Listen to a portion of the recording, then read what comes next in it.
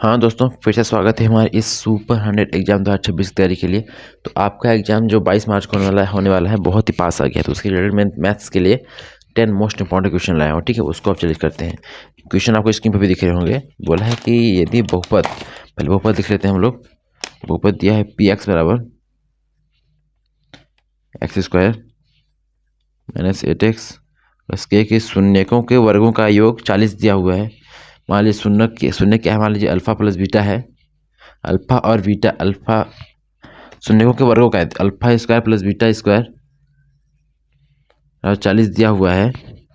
तो के का मान ज्ञात कीजिए। तो चलिए क्वेश्चन करता हूँ, लेकिन आपको चीज़ बता दूँ, मेरा नाम अनुराग तिवारी है। अगर आपको सुपर 100 रिलेटेड कोई डाउट चाहिए तो मेरे इस नंबर 92 015 72 675 पर संपर्क करें। आपको सारी डाउट्स क्लियर की जाएगी। ठीक है, चलिए और इस क्वेश्चन को सॉल्व करते हैं। बोला है कि ये बहुपद है, अगर अल्फा स्क्वायर प्लस उसके शून्यकों का स्क्वायर, शून्यकों का वर्गों का योग 40 दिया हो तो के का मान ज्ञात कीजिए। ध्यान दीजिए, alpha square plus beta square मैं आपको बताया हूँ। अल्फा स्क्वायर ऑल फार्मूला वाले वीडियो में आपको बताया हूँ। Alpha square plus beta square बराबर अल्फा प्लस बीटा का whole square minus 2 alpha beta. आपको ये चीज़ बताया था मैं। और इसमें से क्या है, यहाँ पर कुछ नहीं है तो एक मान है, यहाँ पर 8 है, यहाँ पर 1 है, यहाँ पर सॉरी के है, सी का मान के है यहाँ पर। मतलब अगर इससे तुलना की जाए हमको, X square plus B X plus C बराबर 0 से इसकी तुलना की जाए तो ए का मान कितना आ जाएगा अपने पास, 1 आ जाएगा, बी का मान आ जाएगा -8 और सी का आ जाएगा के। ठीक है, तो अल्फा प्लस बीटा हम लोगों ने पढ़ा हुआ है, alpha plus beta minus B by A, और अल्फा बीटा पढ़ा हुआ है सी बाय ए। ठीक है, तो अल्फा प्लस बीटा यहाँ पे लिखा हुआ है अल्फा प्लस बीटा, तो यहाँ पे हम लिखेंगे माइनस बी बाई ए। ठीक है, क्योंकि इसके बराबर यही तो होता है। इसका होता है अल्फा प्लस बीटा का whole square minus 2 alpha beta बराबर 40। ठीक है, वह देख लें फ्रेमिंग में है ना कुछ वीडियो में। जी बिल्कुल, ये होता है। ठीक ना, आप अल्फा प्लस बीटा इसको यहाँ हम लोग लिख देंगे माइनस बी बाई ए, लिखेंगे माइनस बी बाई ए का होल स्क्वायर, क्योंकि यहाँ स्क्वायर लगा हुआ है, -2 अल्फा बीटा के यहाँ पे क्या लिखेंगे हम लोग, सी बाय ए लिखेंगे, तो सी बाय ए तो लिख लिया बराबर 40। इतना करने के बाद हम लोग क्या करेंगे, यहाँ का बी का स्क्वायर ले लेंगे, तो बी स्क्वायर माइनस हट जाएगा यहाँ पर स्क्वायर लेने पर, फिर ए स्क्वायर हो जाएगा -2c, फिर हो जाएगा ए। ठीक है, यहाँ पे ध्यान दीजिएगा ऋणात्मक का चिन्ह है। अब इसका जब हम लोग एलसीएम लेंगे, नहीं सॉरी, अब इसका हम लोग मान रख लेते हैं। हम लोग मान नहीं पे रखना चाहिए था, चलिए हम लोग यहीं पे इसका मान रख लेते हैं। ठीक है, माइनस बी का मान कितना दिया हुआ है, -8 दिया हुआ है, -8 का स्क्वायर, ए का मान 1 दिया हुआ है, ए का मान क्या दिया हुआ है, 1 का स्क्वायर, फिर -2, फिर सी का मान दिया हुआ है के, फिर ए का मान दिया हुआ है 1। ठीक ना, 8 8 64 -2 के, ठीक है, बराबर कितना 40। तो -2 के बराबर 40 - 64 कितना होता है, 40 - 64 बताइए, बोलिए 24 होता है। ठीक है, तो फिर मैं यहाँ इसके ऊपर क्या लिखता हूँ मैं, तो -2 के बराबर 24 होता है ना, 24, और के बराबर 2 × 2 2 दूनी 4, के बराबर -12। देखते हैं आंसर में -12 है क्या। हमारे आंसर में -12 ना होकर 12 दिया हुआ है, तो जरूर हम लोगों ने कहीं गलत किया होगा। लेकिन एक बार हम लोग जरूर ध्यान दे सकते हैं एक चीज़ कि नहीं, -12 इसलिए आया है, +12 आ गया। पता है कैसे, आपको जिसको घटाएंगे हम लोग ना, यहाँ पे -24 आएगा, तो माइनस माइनस प्लस हो जाएगा। ठीक है, +12 आंसर। ठीक है, option number B is right answer of this question. तो चलिए इसको मिटाते हैं और अगले क्वेश्चन की ओर चलते हैं। अगर आपको हमारी वीडियो अच्छी लगती हो और आपको सुपर 100 का इस 22 तारीख तक एग्जाम का फाइनल करना हो, तो हमारे इस यूट्यूब चैनल अनुराग नेक्स्ट टाइम को सब्सक्राइब करके हमारे साथ जुड़ जाएं, ताकि आपकी तैयारी भी बेहतरीन हो सके। अगला क्वेश्चन इस प्रकार से, द्विघात समीकरण दिया हुआ है। द्विघात समीकरण इस प्रकार से कि x + 1/3 बराबर 3 दिया हुआ है। ठीक है, तो इसमें क्या बोल रहा है, इनका शून्य ज्ञात करना है हम लोगों को। सबसे पहले ध्यान दीजिए, ये बहुपद को हम लोग एक रैखिक बहुपद है, तो इसको चलिए पहले बहुपद जो नीचे बट्टे में घात है, नीचे x है, उसको ऊपर ले आते हैं। इसको ऊपर ले जाने के लिए हम लोग को सबसे पहले क्या करना पड़ेगा कि मान लीजिए यहाँ पे कुछ नहीं है तो यहाँ पे 1 मान लेंगे। अब इसका हम लोग क्या देंगे, जोड़ करा देंगे, तो 1 और x का एलसीएम हो जाता है x, एक का भाग करेंगे एक्स में तो एक्स ही आएगा, और एक्स ऊपर में एक्स करेंगे तो एक्स स्क्वायर आ जाएगा, ठीक है। एक द्विघात बहुपद बन गया। और नीचे एक्स का एक्स में भाग करेंगे तो 1 + 1 3, इसे गुणा करा देंगे इधर तो एक्स स्क्वायर + 1 बराबर 3x, ठीक है। फिर इधर करा देंगे इसको तो इसका 5 आधा उधर करा देंगे तो एक्स स्क्वायर -3x + 1 बराबर 0, ठीक है। इतना हम लोग कर लिया। अब हम लोग इसको याद करते हैं शून्यक। इसमें सबसे मान निकाल लेते हैं। एक a बराबर कितना दिया हुआ है, 1 दिया हुआ है। b बराबर कितना दिया हुआ है, -3 दिया हुआ है। और c बराबर दिया हुआ है 1। अब सीधी धारा 4 सूत्र लगा के निकाल लेंगे। सीधी धारा सूत्र बोलता है x बराबर -b ± √b² - 4ac upon 2a, ठीक है। तो b कितना दिया हुआ है, कितने पास -3 दिया हुआ है, तो -3 प्लस माइनस b² मतलब कि 3 - 3 का स्क्वायर। अब 4 एक कितना दिया हुआ है, एक दिया हुआ है और c भी 1 दिया हुआ है, ठीक ना, ध्यान दीजिएगा। तो ये कुछ इस प्रकार से हो जाएगा, ठीक है। बटे कितना हुआ है 2 × a कितना दिया हुआ है, 1 ही दिया हुआ है तो 1 लिख लेंगे। तो माइनस माइनस प्लस हो जाएगा, 3 + -3 × 3 = 9 -4, ठीक है। और 2a दिया हुआ है। तो चलिए अब इसको भी हम लोग सॉल्व करते हैं, देख लेते हैं फ्रेमिंग में है कि नहीं वीडियो, ठीक है। फ्रेमिंग में है तो एक बार हम लोग जब इसको घटा देंगे इसमें से तो कितना आएगा, इसमें घटाएंगे बताइए। और फिर जब हम लोग इसको घटाएंगे तो हमारे पास 3 ± क्या आ जाएगा, यहाँ पे 5 आ जाएगा, ठीक है। और अपॉन 2a, a का मान दिया हुआ है अपने पास, 1 दिया हुआ है तो हम यहाँ पे डायरेक्ट 2 ही लिखेंगे, गुणा करने पर 2 आएगा, ठीक है। तो हम लोग यहाँ पे लिख सकते हैं, ऑप्शन देखते हैं क्या है ऑप्शन में। इसको हम इस तरीके से लिख सकते हैं ना, 3 + √5/2 और 3 - √5/2, क्योंकि यहाँ प्लस और एक बार प्लस लेंगे एक बार माइनस लेंगे। देख लेते हैं ऑप्शन नंबर जो है, ऑप्शन नंबर सी है right answer of this question, ठीक है। इस प्रकार से आया गया है और हमने भी आपको ये ला दिया है, ये ऐसा इसका राइट आंसर है, ठीक है। चलिए अगले क्वेश्चन को चलते हैं और बहुत ही बेहतरीन तरीके से आपको सुपर 100 की तैयारी कराते हैं, ठीक है।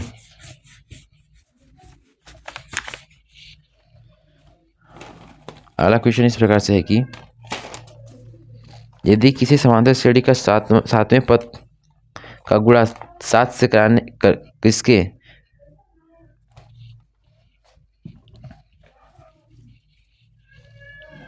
तो चलिए अगले क्वेश्चन चलते हैं। अगला क्वेश्चन इस प्रकार से है कि यदि किसी समांतर श्रेणी के 7वें पद का 7 से गुणा इसके 11वें पद के 11 से गुणा करने के बराबर है तो इसका 18वां पद क्या होगा। इसका 18वां पद पूछा हुआ है। तो सबसे पहले हम लोग क्या करेंगे, क्या बोला गया है कि इसके 7वां पद लिख लेंगे। 7वां पद को हम a + 6d लिख सकते हैं। और कैसे लिख सकते हैं, आपको फार्मूला वाले वीडियो में बताया है, का 7 गुना, ठीक है। इसके 11वें पद के a + 10d के बराबर। अब a + 10d कैसे है, फार्मूला वाले वीडियो आके देख लीजिए कि 11वें में का गुणा कराने पर उसके बराबर है, ठीक है। तो इसका 18वां पद क्या होगा। सबसे पहले इसके लिए हम लोग क्या करना पड़ेगा कि इसको सबसे पहले सॉल्व करते हैं और कुछ मान निकालते हैं सबसे पहले, ठीक है।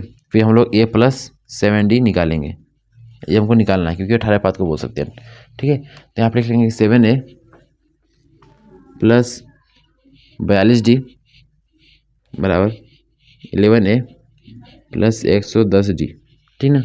यहाँ पे हम लोग क्या करते हैं कि सबको एक साइड पछाड़ा कर देते हैं। यहाँ पर हम लोग पछाड़ा करेंगे तो 11a - 7a और प्लस 110d - 42d कितना आ जाएगा 0। इसे घटा देंगे कितना आएगा, तो आ जाएगा आपके पास 4a और प्लस घटाएंगे कितना आएगा बताइए। देखिए घटाने के लिए क्या करते हैं हम लोग, 110 में 42 घटाना है तो इसमें पहले 10 घटा देते हैं 100 बन जाएगा, तो 32 घटाना है और 30 घटा देंगे कितना आएगा 170 आ जाएगा। और फिर 170 में 2 घटा देना है तो 168 होगा, ठीक है। 168 d बराबर 0। यहाँ से हम लोग a का मान निकाल लेते हैं। a का मान निकालने के लिए सबसे पहले हमको d को इधर पछाड़ा कर देते हैं कुछ इस प्रकार से। 4a को -168d और a बराबर हो जाएगा -168d/4, काट लेंगे 4 × 16 और a बराबर 4 इधर लिख सकते हैं, a बराबर 4 माइनस देखिए ध्यान दीजिएगा -4 × 16 और 2d, ये अपने पास a का मान आ गया, ठीक है। और जब a का मान इतना आ रहा है तो d का मान भी निकाल लेते हैं। और d का मान निकालने के लिए हम लोग क्या करना पड़ेगा इतना a का मान आ गया तो हम लोग यहाँ पर a का मान इतना रख देते हैं, ठीक है। ये कौन सा है, 18वां पद है, ठीक है, ध्यान दीजिएगा, ये 18वां पद का मान है इतना। तो ये का मान पहले यहाँ रख लेते हैं हम लोग, तो आ जाएगा -42D प्लस 7D, ठीक है, कुछ इस प्रकार से। अब हमारे पास क्या आ जा रहा है, अपने पास हमको लग रहा है कि हम लोगों ने कुछ गलत किया है, पता है आपको, हमको लग रहा है कि हम लोगों ने कुछ गलत किया है। कैसे किया है, जब हम लोगों ने इसको घटाया 42 को, तो 168 कैसे आ गया, 68 आना चाहिए ना यहाँ पे 168 नहीं आना चाहिए, 68 आना चाहिए फिर यहाँ पे 68 आ जाएगा फिर जब हम लोग इसको काटेंगे तो हमारे पास ये बराबर जानते हैं क्या आएगा, 4 एकम 4 बचा क्या, 4 4 5 6 4 4 से 28, ये आ जाएगा। काटेंगे 4 एकम 4, बचा कितना है पास, 5 6 2 बचा 28, और 4 7 28 होता है, तो 7D आना चाहिए आंसर। तो यहाँ पर मैं 7D लिखूंगा, -7D लिखूंगा, ये माइनस लगा हुआ है, -7D, और यहाँ पे आप देख पा रहे हैं कि +7D और -7D कट जा रहा है, तो यहाँ पे क्या हो जा रहा है, 18 बराबर 0, यही इसका राइट आंसर है, ठीक है। थोड़ा हम लोगों ने 1 लगा दिया था, हमको लगा कि 100 घटा रहे हैं हम लोग, तो यार जितना तो है ना, उससे ज़्यादा घटा के उसमें मान लग दिया, तो हम लोग गलत कर दिया था, आप लोग को बताना चाहिए था यहाँ पे ना, कमेंट में अपनी गलतियों को बताया कीजिए, ठीक है। तो यहाँ पे इसका आंसर 0 हो जाएगा, जो कि ऑप्शन नंबर डी में है, ठीक है। अब चलिए अगले क्वेश्चन को चलते हैं और बहुत ही बेहतरीन तरीके से क्वेश्चन को सॉल्व करते हैं।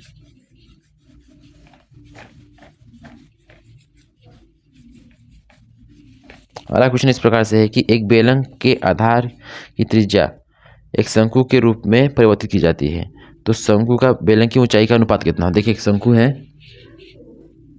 एक बेलन है, ठीक है, बोला गया कि एक बेलन, ये बोला गया है कि एक बेलन के इसको लेकर के ऐसे बना दिया गया है, उसकी ऊंचाई, इसका जो आयतन है वैल्यू है उतना ही रहेगा, मैंने छोटा बड़ा है उसको ध्यान में दीजिए, आधार की त्रिज्या भी सेम रहेगी। तो बोला है इसकी ऊंचाई और इसकी ऊंचाई का अनुपात क्या होगी, ठीक है, इसकी ऊंचाई का और इसकी ऊंचाई का अनुपात पूछा है। तो चलिए निकालते हैं, मतलब इसका ध्यान दीजिएगा कि इसका हम लोग आयतन बराबर करके निकालेंगे। आयतन के बराबर करेंगे क्योंकि एक ही पदार्थ के एक ही मटेरियल से बनाया गया है, और जितना पदार्थ इसमें लगा है उतना पदार्थ इसमें भी लगा है, तो ये भी उतना ही जगह अंदर से घिर रहा है, उसके अंदर भी आयतन, उसके अंदर वैल्यू भी उतनी है, तो इसका आयतन दोनों से बराबर करेंगे।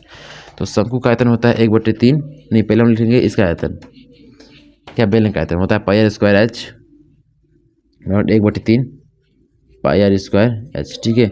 यहाँ से पाई कट जाएगा, r² से r² कट जाएगा, ठीक है, बच्चे का हमारे पास h और h/3 बच जाएगा, इसका 3 गुणा करा देंगे इधर, तो 3h बराबर h बचेगा, ठीक है। मतलब जो अपने पास शंकु है, नहीं सॉरी बेलन है, बेलन क्या बोला है यहाँ पे, शंकु, पहले शंकु बोला है तो 1:3 आना चाहिए। यहाँ पे हम लोग पास क्या आ रहा है, देखिए अगर हम लोग इस तरीके से है, अगर इसको हम नीचे भेज दें यहाँ पे, तो h/h हो जाएगा, इसकी h' मान लेते हैं, और यहाँ 3/1 हो जाएगा, मतलब 3:1 इसका आंसर आ जा रहा है, ठीक है, ध्यान दीजिएगा। क्वेश्चन नंबर 4 का right answer option number B, ठीक है।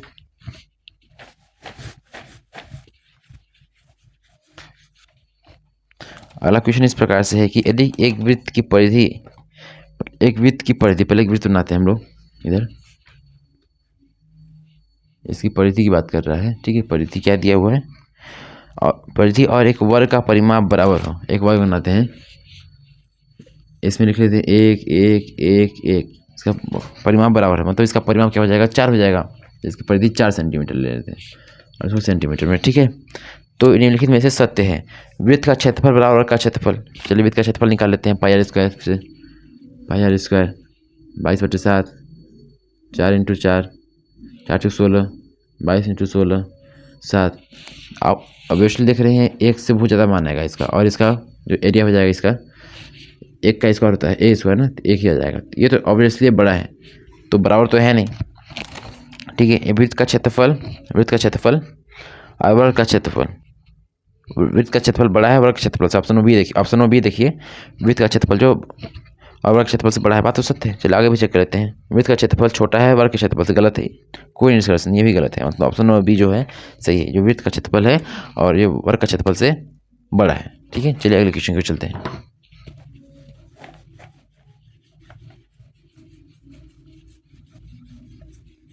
अगला क्वेश्चन देखते हैं क्या है।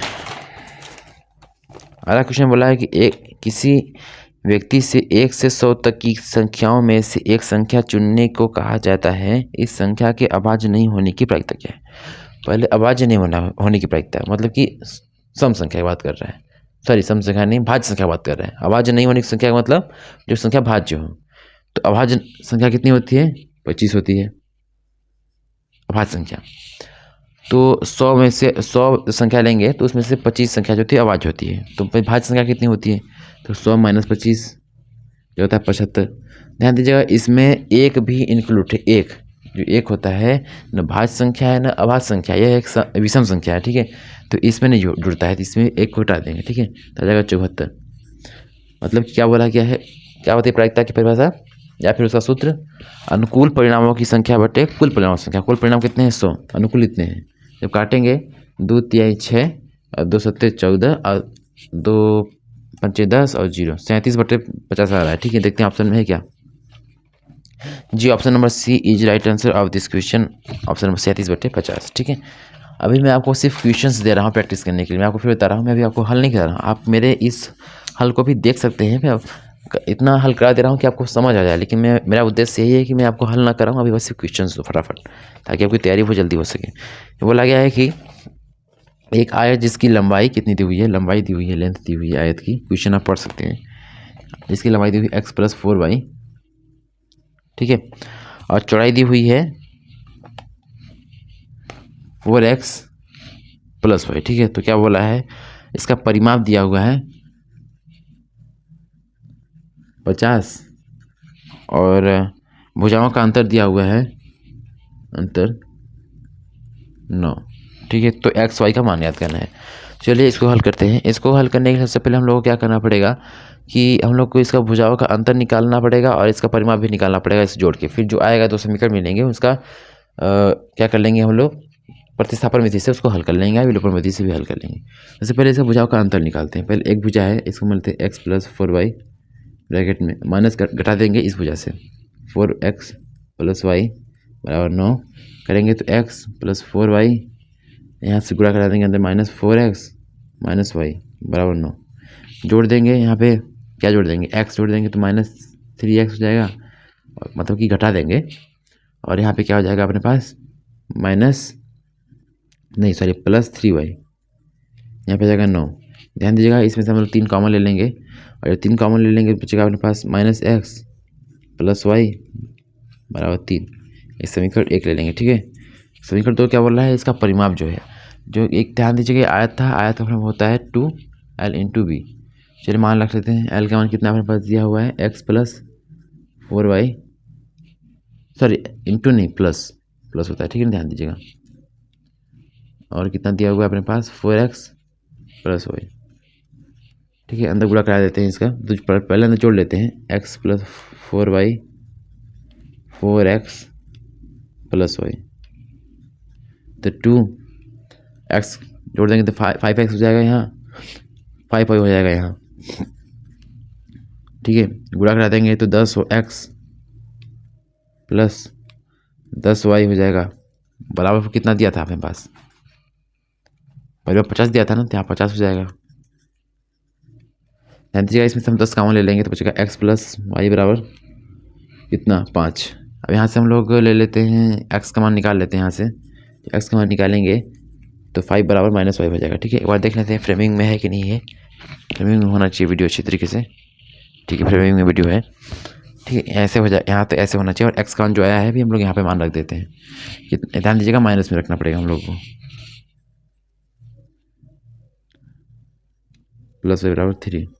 तो यहाँ पर कर लेंगे, यहाँ माइनस कर देंगे, -5 + y 3 -5 + 2y = 3, 2y बराबर कितना हो जाएगा अपने पास, थोड़ा गलत हो रहा है क्या आंसर, हाँ सही हो रहा है, गलत नहीं हो रहा है। 3 + 5 और 2y = 8 और y बराबर कितना हो जाएगा, 8/2, जो y बराबर हो जाएगा 4। क्या आपको ये भी वीडियो में आ रहा है? देखिए y का मान आ गया 4। अपन निकालना है x का मान, तब तो बहुत ईजी है। यहाँ पे रख लेते हैं हम लोग, यहाँ पे y = 4 रख लेते हैं, तो x + 4 = 5, x = 4 - सॉरी 5 इसे इस 4 के इधर पछाता कर देंगे तो 5 माइनस 4, तो x बराबर कितना आ जाएगा 1। ठीक है, is right answer of this question 1। चलिए आपको x का y का मान आ गया 4 और x का मान आ गया 1। तो चलिए देखते हैं ऑप्शन में कि कौन सा ऑप्शन सही है। तो ऑप्शन नंबर हम लोग देख सकते हैं, ऑप्शन नंबर जो ए है 1 और 4 वो राइट आंसर है इसका।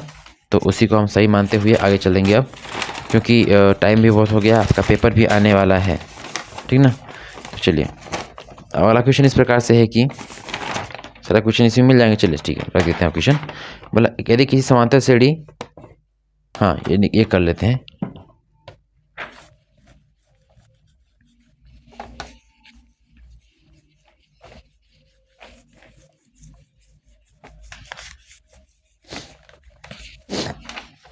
बोला गया है कि यदि किसी एक समांतर श्रेणी के 3 पदों का योग कितना दिया हुआ है 12 दिया है, मतलब S3 दिया हुआ है 12, S3 दिया हुआ है 12, ठीक है, S3 दिया है 12 और उनके घनों का योग दिया हुआ है, उनके घनों का योग और जो 3 पद दिया है उनके घनों का योग दिया है 288।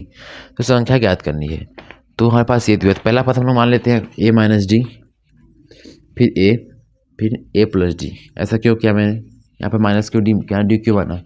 जब पहला पद ये है तो अगला पद हो रहा है, तो उसके पिछला पद तो हम निकाल सकते हैं ना इस तरीके से। यहाँ पे थोड़ा हम लोग यहाँ पे पहला पद को a भी मान सकते थे और यहाँ पे a प्लस 2d भी ले सकते थे, थोड़ा सा ईजी ना होता, थोड़ा सा हमको ऐसे ईजी पड़ जाता है, तो इसलिए हम लोग ऐसे ले रहे हैं।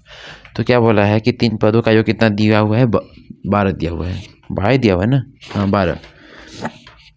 चलो इनका योग कर लेते हैं, ठीक है। तो हमारे पास क्या जा रहा है plus D minus D, cut गया, बचा 1 2 3, 3a बचा 12। तो a बराबर 12/3, तो 3 चौक 12, तो a बराबर 4 आ गया, ठीक है। a का मान 4 आ गया। तो जरूर ही ये जो पद दिए हुए हैं हमारे पास 4 ऑप्शन में से a नंबर में और b नंबर में ही 4 दिया हुआ है, ठीक है। और देखते हैं कि कौन सा आंसर सही है।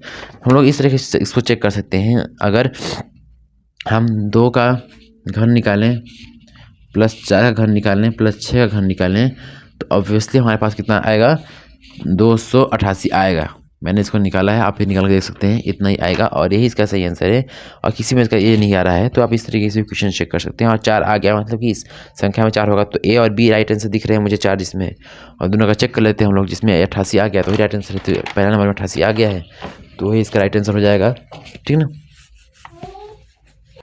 हाँ तो दोस्तों चलिए अगले क्वेश्चन में चलते हैं। अगला क्वेश्चन इस प्रकार से है कि बोल रहा है कि निम्न में से एक त्रिभुज दिया हुआ है POQ। मुझे लगता है ये क्वेश्चन ज़्यादा इंपॉर्टेंट है नहीं, इसको नहीं सॉल्व करते हैं, इसलिए अगले क्वेश्चन चलते हैं। अगला क्वेश्चन लास्ट क्वेश्चन है। बोला है कि 1 से लेकर 1 से 9 तक की सभी संख्याओं जिसमें 1 और 9 सम्मिलित हैं से विभाजित न्यूनतम संख्या। बोला 1 से 9 तक की जितनी भी संख्या हैं उनसे विभाजित होने वाली न्यूनतम संख्या क्या है। तो 1 से 9 तक संख्या बोला है ना, 1 से 9 तक, एक जिसमें 1 और 9 शामिल है, 2 3 4 5 6 7 8 9, ठीक है, 9 दिया हुआ है, ठीक है, इतना दिया हुआ है। तो क्या बोला है कि इनसे विभाजित न्यूनतम संख्या क्या होगी। तो इसका एलसीएम निकालते हैं। इसका एलसीएम निकालने के लिए हम लोग ऐसे कर लेंगे, ठीक है। जब इसका एलसीएम निकालेंगे तो आपके पास खुद ही चल करके आपके पास आ जाएगा 25 28। मैं इसका आंसर लिख दे रहा हूँ, 25 20 आएगा आंसर, ठीक है, 25 और 20 आंसर आएगा, 25 और 20 इसका आंसर राइट आंसर होगा। और यही इसका हम राइट आंसर मानेंगे, क्योंकि इसका जब एलसीएम निकालेंगे ना, इसे जब एलसीएम निकालेंगे हम लोग तो अपने पास क्या आ जाएगा,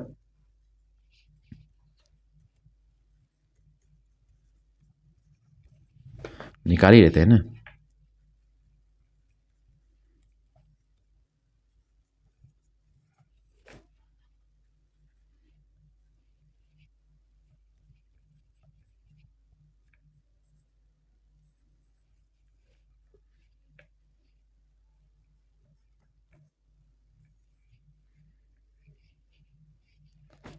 इन सब गुणा कराएंगे आप तो आपके पास खुद ही निकल कर जाएगा क्या, ये 25 20। चलिए आज का 10 क्वेश्चन ना बोल के 9 क्वेश्चन पूरा हो गया, क्योंकि ये क्वेश्चन मोस्ट इंपॉर्टेंट नहीं है, बहुत ईजी क्वेश्चन है और ऐसा क्वेश्चन पेपर में आता ही नहीं है। सोचा इसलिए उसको कराना ज़्यादा इंपॉर्टेंट है नहीं, इसलिए मैंने आज सबको 9 क्वेश्चन करा दिया। अगर आपको और भी क्वेश्चन करने हैं हमारे साथ जुड़िए। अनुराग नहीं, कॉन्सेप्ट नेक्स्ट 10 चैनल पे, और आपका सुपर 100 की तैयारी बिल्कुल मैं फ्री में कराऊंगा, ठीक है। और मैं चैनल को सब्सक्राइब कर लीजिए। जय हिंद, जय भारत, कीप लर्निंग।